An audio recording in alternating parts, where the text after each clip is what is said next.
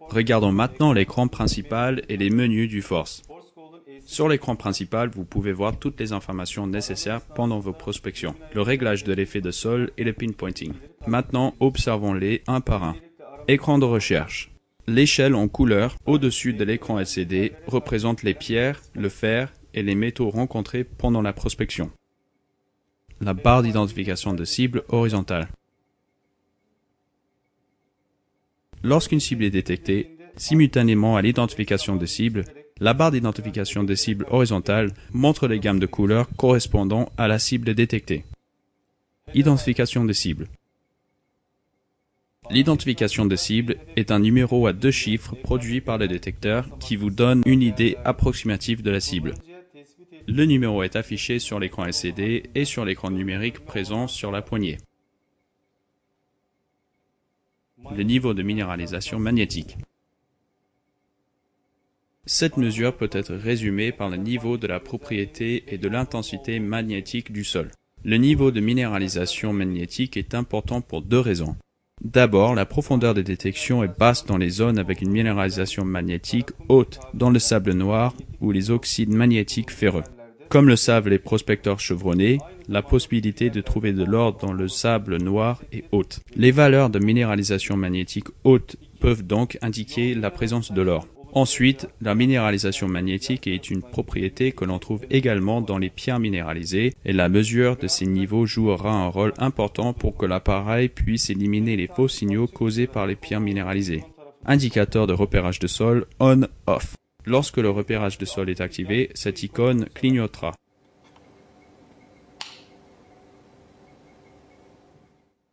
Lorsqu'il est éteint, l'icône sera fixe. L'indicateur de niveau de pile. Cette icône indique le niveau d'autonomie restant. De plus, un avertissement apparaîtra sur l'écran lorsque les piles seront faibles.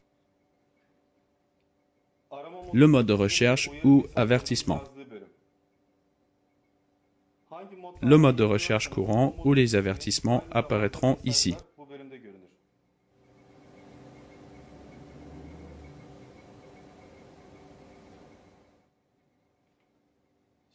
Regardons maintenant l'écran d'effet de sol. Niveau d'effet de sol. Le niveau apparaîtra sur l'écran principal après le réglage d'effet de sol automatique ou manuel. Affiner les réglages d'effet de sol manuel. Vous pouvez affiner les réglages de sol manuels. Vous trouverez plus de détails à propos du réglage d'effet de sol dans la vidéo suivante. L'écran pinpoint. L'indication de profondeur. Cette identification indique la profondeur approximative dans le mode pinpoint. Barre d'identification négative ou positive. Celle-ci indique les signaux reçus des métaux, de la terre ou des pierres. En général, les métaux donnent un signal positif et la terre ou les pierres donnent un signal négatif. La barre se remplit lorsque la cible est approchée. Le point maximum atteint par la barre indique le centre de la cible. Le niveau de minéralisation magnétique.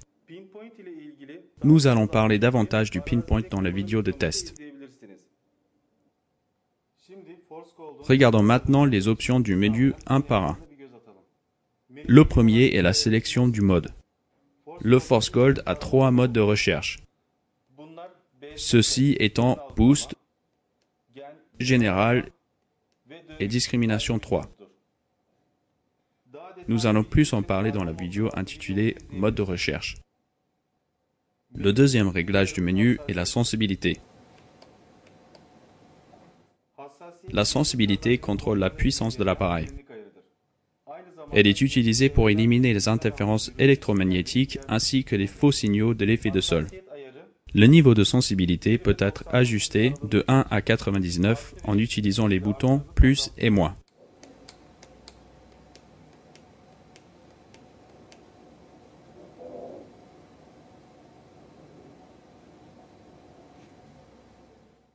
Le suivant est le seuil sonore. Puisque le seuil sonore n'est actif que dans le mode général, il apparaît en gris dans le menu des modes de discrimination. Maintenant, pour accéder à ce réglage, nous allons changer le mode de recherche à Général.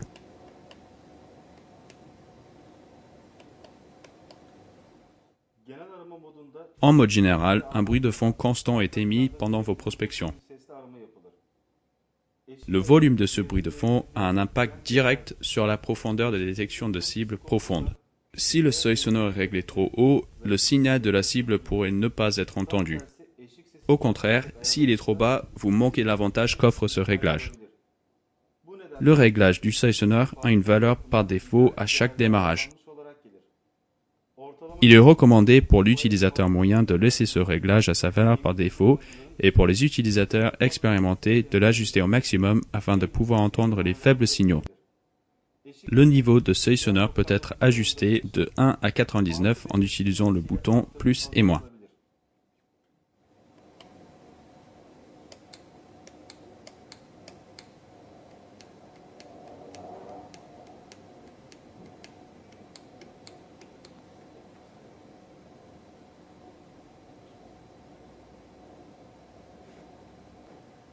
ID masquage.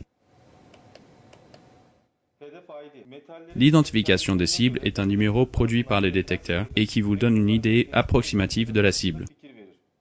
L'ID masquage est la capacité d'ignorer les cibles non désirées, c'est-à-dire ne pas produire de signal audio ou identification de cible quand une telle cible est détectée.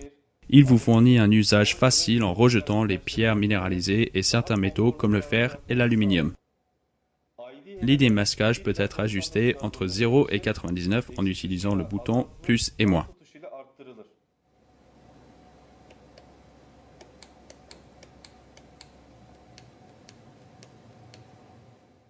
L'ID masquage ne sert que dans les modes de discrimination. Il ne peut pas être activé dans le mode général.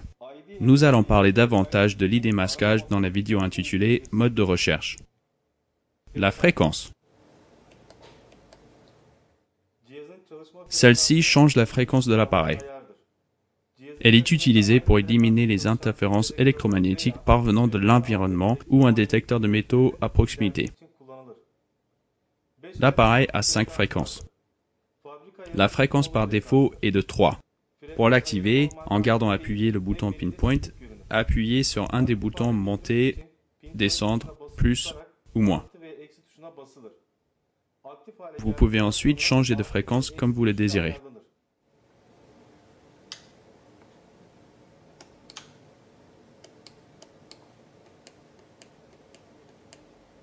Un changement de la fréquence peut avoir un effet sur les performances de l'appareil.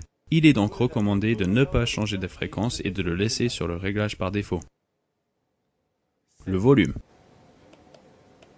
Ce réglage vous permet d'augmenter ou de baisser le volume sonore de l'appareil selon vos préférences et conditions environnementales. Le niveau du volume peut être ajusté de 0 à 20 avec le bouton plus et moins. Lorsque vous éteignez et allumez l'appareil, il garde en mémoire le dernier niveau de volume utilisé.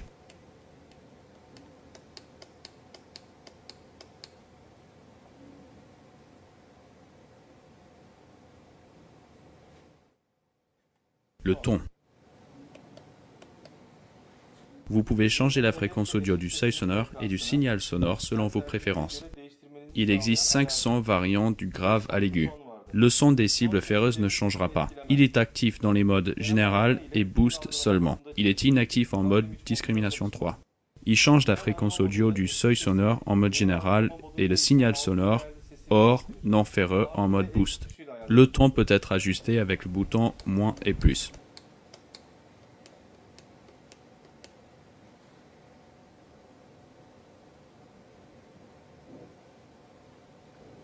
Le rétroéclairage. Ce réglage vous permet d'ajuster le niveau de luminosité de l'écran numérique sur la poignée et de l'écran LCD sur le boîtier. Ce réglage est commun pour les deux écrans. Vous changez le niveau des deux écrans en même temps. Lorsque vous rentrez dans le menu pour changer ce réglage, le rétroéclairage s'activera sur l'écran numérique et affichera 88 pour un ajustement facile. Lorsque vous éteignez et allumez l'appareil, il garde en mémoire le dernier niveau de luminosité utilisé.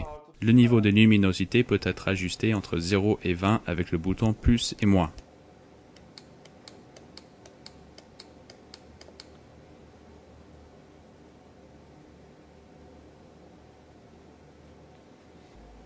Le vibreur. Cette caractéristique du Force Colt a été développée pour les malentendants.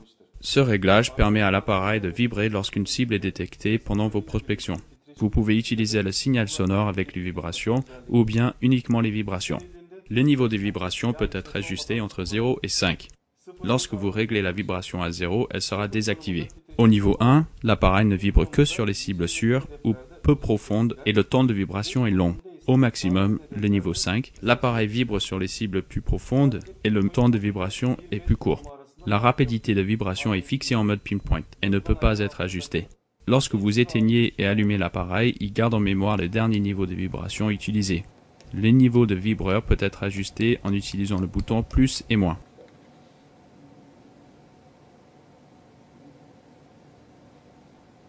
Et le dernier réglage est la langue. Vous pouvez changer la langue de l'appareil.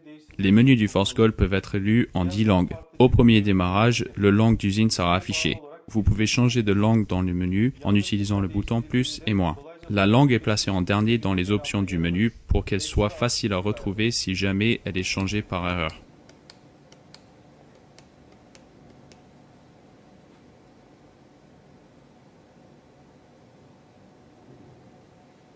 Détail important à propos du menu. Si aucun bouton n'est appuyé pendant les quelques secondes qui suivent l'accès au menu, l'appareil retournera à l'écran principal.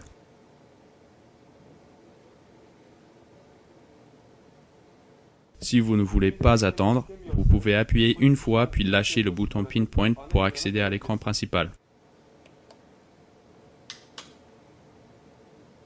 Vous n'avez pas besoin de confirmer ou de sortir du menu pour sauvegarder les changements. Les nouvelles valeurs prennent effet immédiatement.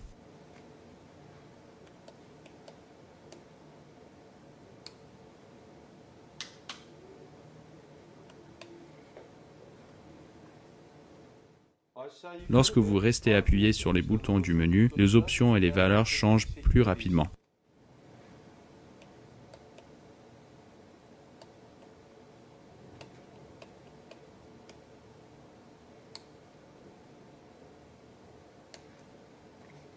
Les options désactivées du menu sont grises. L'option désactivée peut être active dans un autre mode. Par exemple, le seuil sonore est désactivé en mode boost mais actif dans le mode général.